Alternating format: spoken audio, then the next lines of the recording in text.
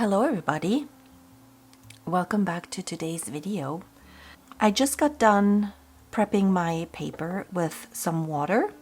I put water on the back side and the front, and while it's soaking into the paper, I want to talk about what colors I would like to use for today's project. I am still working on this series, and I think I have about 4 more to go. I want to do 12 in total so that I can use them as my 2027 calendars. So that is the plan. I took a little bit of a break last week, but I am ready to jump back in. I desperately want to do something a little bit more moody. I get it, it's springtime and the flowers are out and everything is blooming and the days are getting longer. But I have been wanting to work with these colors for so long, I don't want to put it off any longer. So I have this Sodalite Genuine, which is kind of like a Payne's Gray, and I will show you in a moment because I have swatched them out just to make sure that I can work with that color scheme. And I've been wanting to do something with the neutral tint, which is basically a dark gray. I also want to work with the Bloodstone Genuine because I bought this one new and I haven't really been able to work with it since I bought it. And then to brighten things up a little bit, I want to bring in the Rose of Ultramarine, which is my absolute most favorite color of the year. So what does this look like? This is what I have. So this is the Rose of Ultramarine, and this is the Bloodstone Genuine. This is the Sodalite Genuine, and that's the neutral tint. And I think we can make this work. What do you think? So the Bloodstone Genuine is a granulating color. It is also a Primatech color, which means that it has all natural pigments in it. And so is the Sodalite Genuine. So those two alone probably will give us some cool effects. I think we can make this work. So I am going to prep my colors. I am going to add some water. Because I have this in stick form, I'm going to let it soak for a little while. I mean, even in here, it's just that color.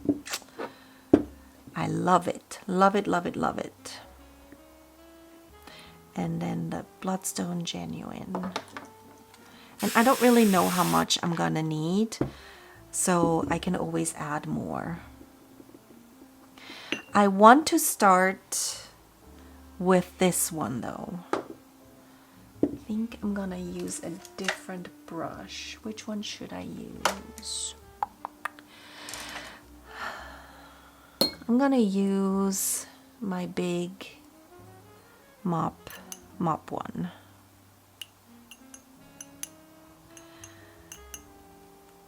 I'm gonna try and stay fairly light with these colors. They do tend to dry a little bit lighter anyway. I have to add a little bit more water on the paper because it seems pretty dry already. I talk too much. Too much talking, not enough doing. It's already starting. Oh, I just love it. All right, I'm going in with the Bloodstone.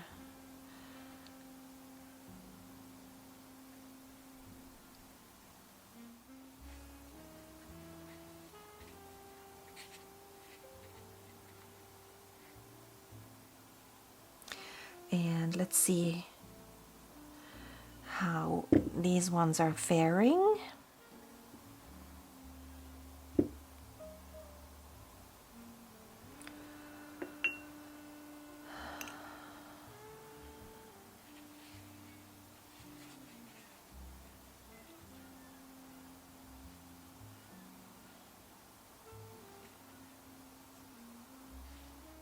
I will come in on top once this is all dry with those exact same colors again, just to put some more texture and, not texture, but elements on top.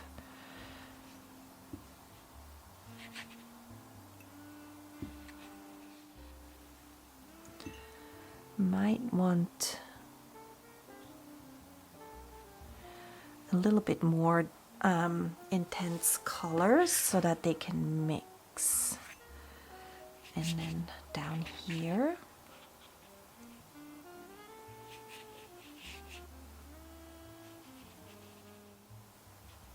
how are we feeling with this?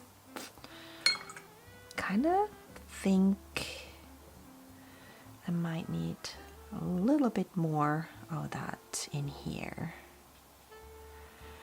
Just some splashies.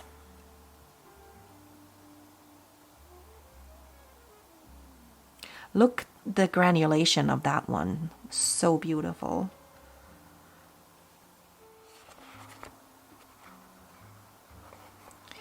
There's quite a bit of water on this paper, and I feel like I need to baby it a little bit until it has had a chance to dry, because I want to make sure that it doesn't pool anywhere necessarily.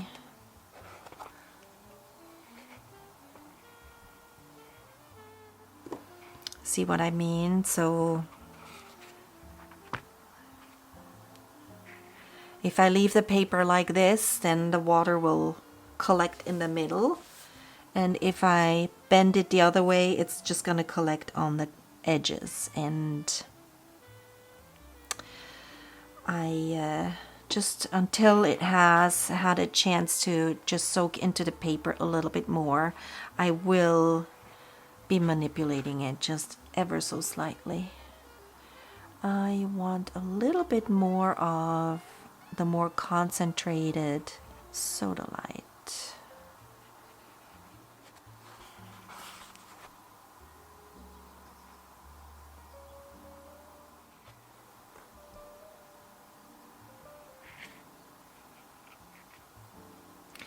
Okay, I will be manipulating this paper a little bit more. If I feel like I have to add a little bit more color, I will do that, but I'm gonna come back once this is dry, and then we can have a look at it and see how it dried. Here is how it dried. As you can see, it dried so much lighter, but we can still see some beautiful granulation here. And I really think that those colors work really well together. I love that there's some lighter parts and some more darker moody parts. So now it's just a question of how to proceed. Normally I start with a line. Today I think I want to go a different path, and that is actually quite fitting, this word, because I want to create a path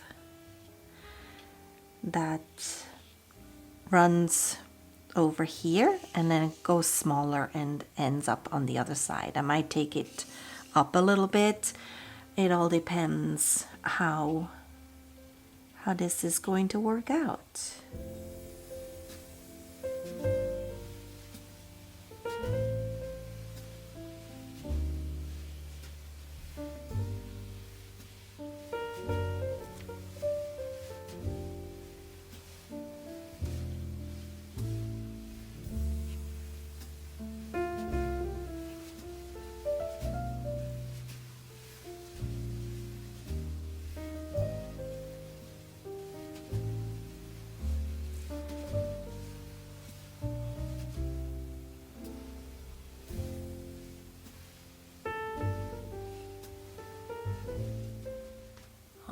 right, how do we feel about this? I think I might go in and maybe thicken the outer line a little bit.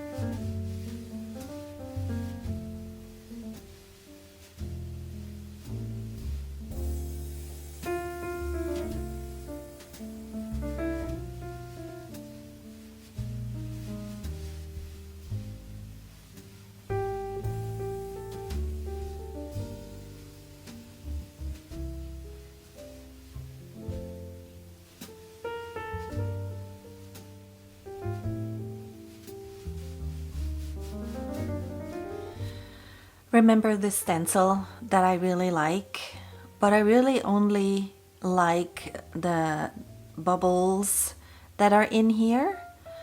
So I decided that I want to take that design and just make a stencil. Can barely see it. I should have probably put something else underneath. Hold on.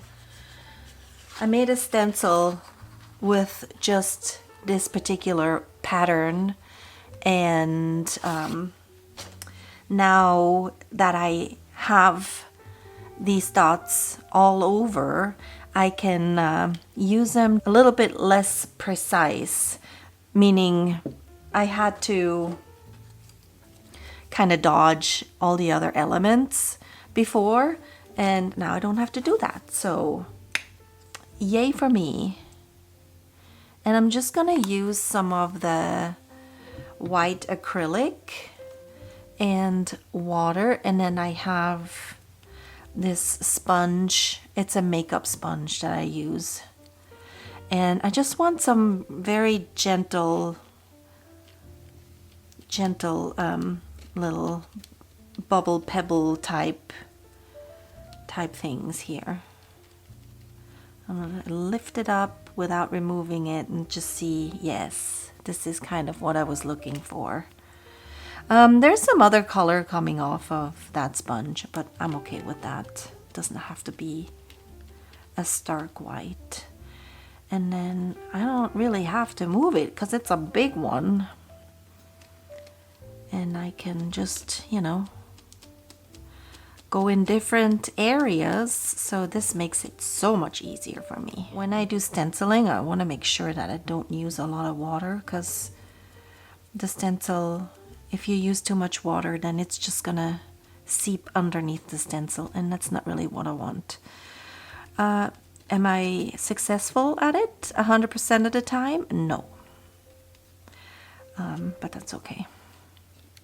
I'm actually really pleased with how this placement turned out, but I do want just a little bit more white down here, maybe. Or maybe, you know, I'll cover it all up again. We just never know.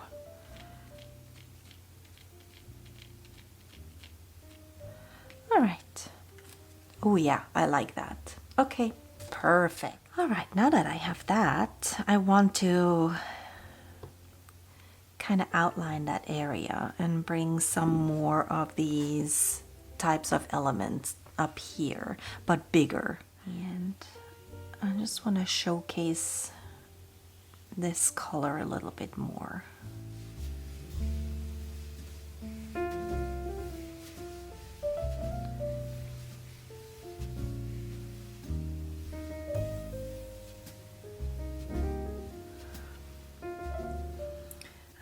do something similar in shape. Going this way a little bit more. And for that, I'm using the neutral tint.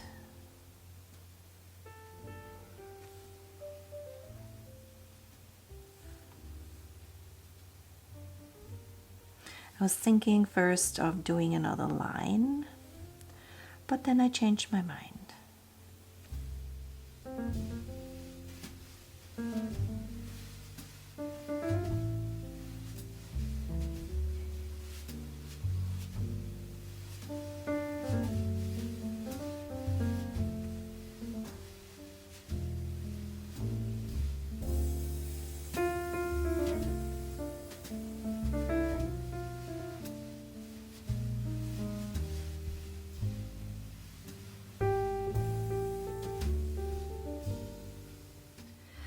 I'm thinking I need to bring in a little bit more of the stencil in because I feel like it is a little out of place if I just leave it up top. So what I'm wondering is if I can bring it in this little section here. But for that, I'm going to have to tape some of that off so it doesn't go onto the onto this part and the bottom part. So I'm going to place the stencil and then I'm going to tape it down so it doesn't move. I'm going to do that first.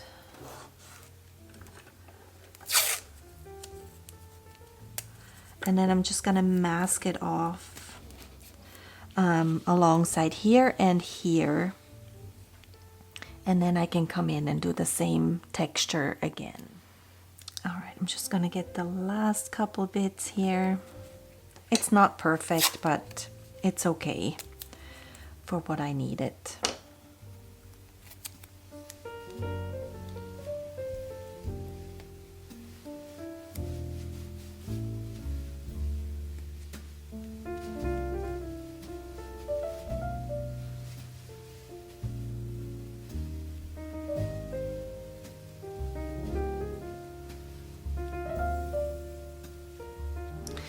All right, let's see how we did, huh?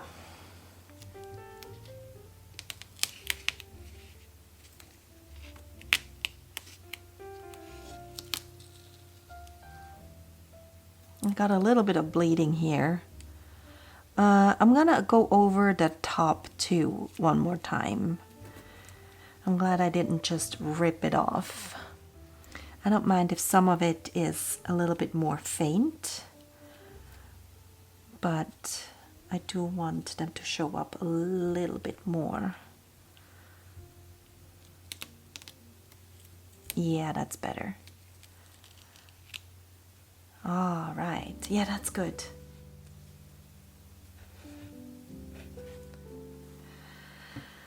Everything is dry, and at this point I can move on to what I call the third layer, meaning I can bring in my fine liner pens. I brought out the Posca pens here.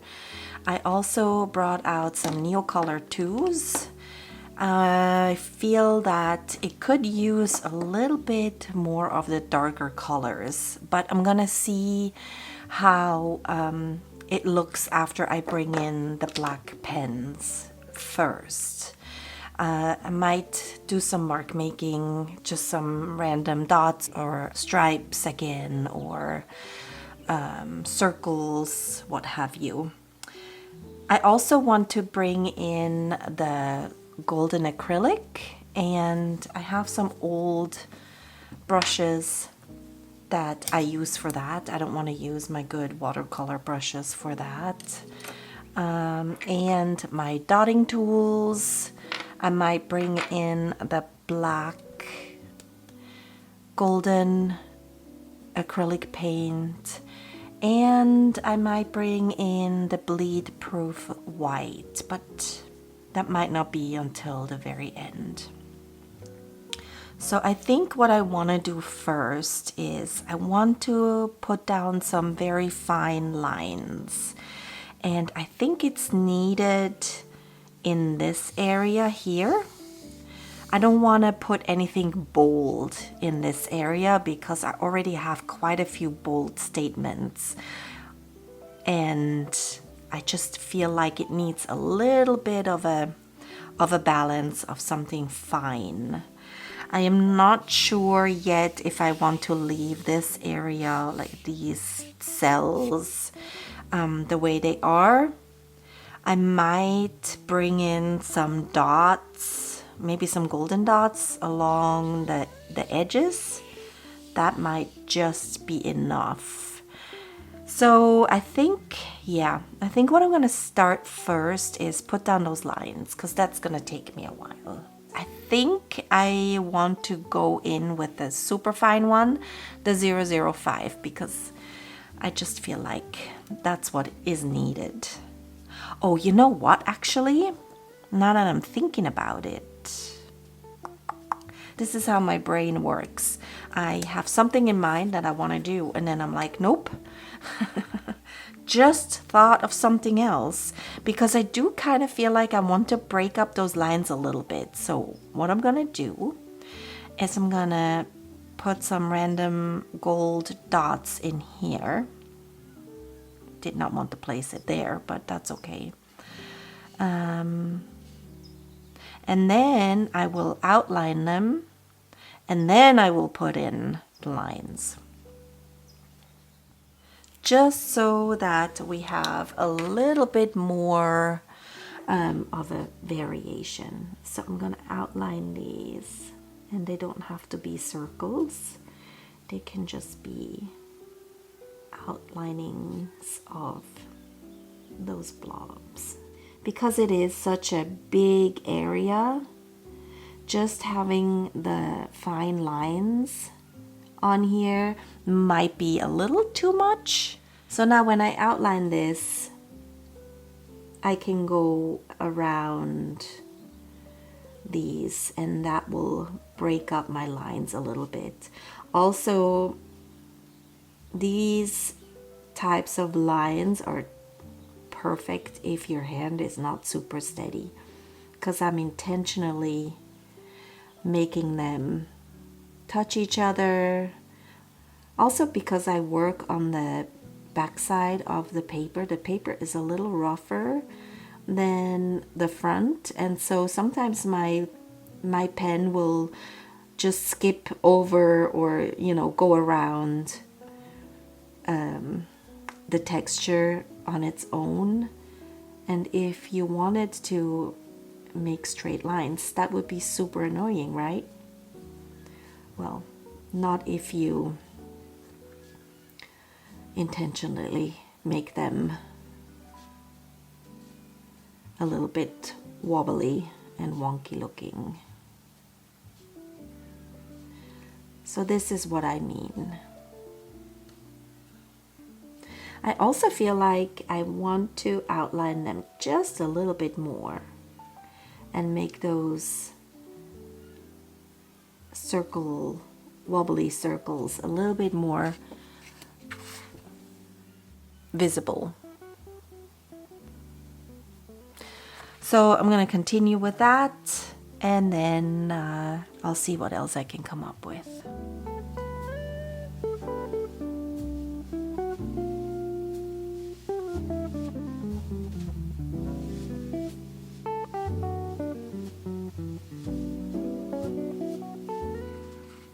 See what I mean?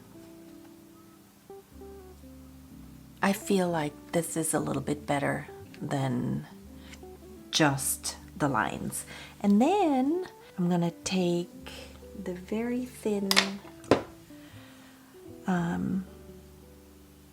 dotting tool tip, and I am going to dot some teensy little black dots in here, and you can barely see them, but they're there, and it gives it a little bit more interest, and it will break up those lines a little bit.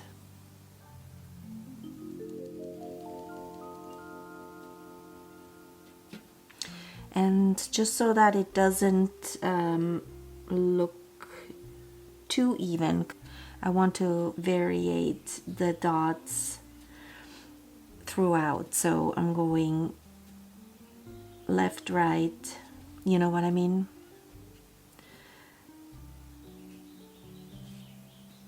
Put one there, and then a little one here, and then another big one right next to it.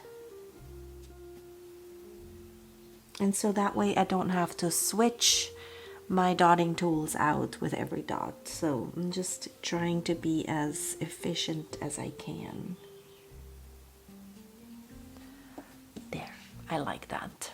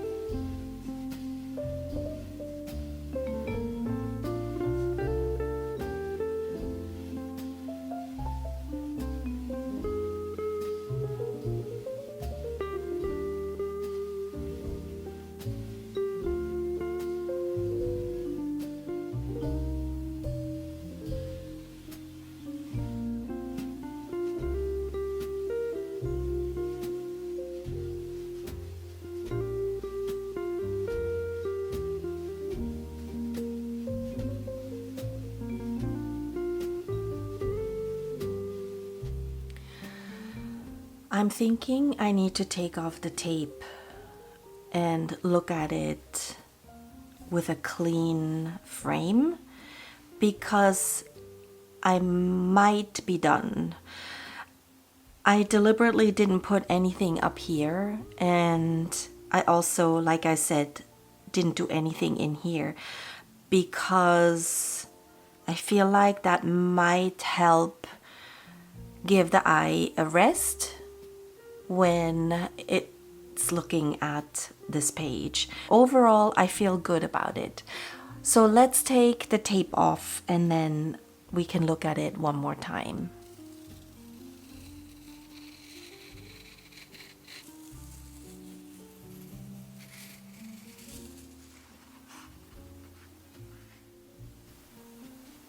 I really like those different elements. I like that it is cohesive in as there is several similar shapes, and at the same time it is not overdone, in my opinion. What do you think? I hope you have a wonderful weekend. I hope you get to do something fun, go outside if the weather is nice. I will see you next week with a new video. And until then, I hope you will stay creative wherever you are in the world.